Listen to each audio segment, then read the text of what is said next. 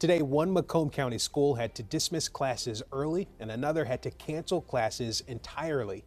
It happened after separate threats to the schools, and threats like these are increasing across the country and also here in Michigan. Kelly Vaughn joins us now with how law enforcement is responding to this major problem. Yeah, Terrence, the school year just begun and already we've seen so many threats across the state.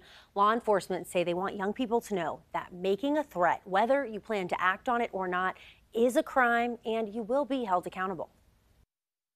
Just this month, Warren Mott High and Lance Cruz High in Macomb County, Bedford High in Monroe, and Armada area schools all had to either close or dismiss early because of school threats. And I'm telling the students out there right now, if you get caught doing something like this, we will hold you accountable 100%.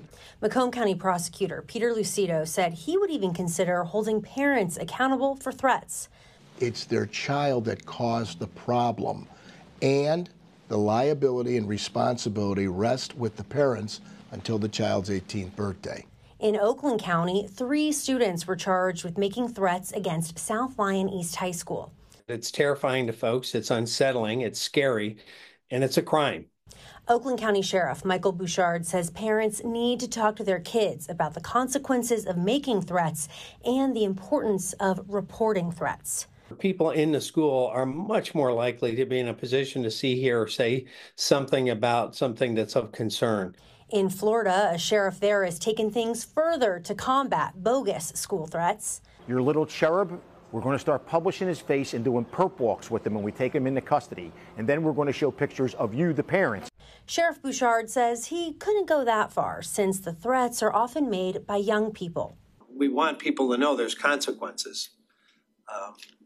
And we'll have to try to figure out a way to balance what we're allowed to talk about with a juvenile and what the community, really wants to have answered.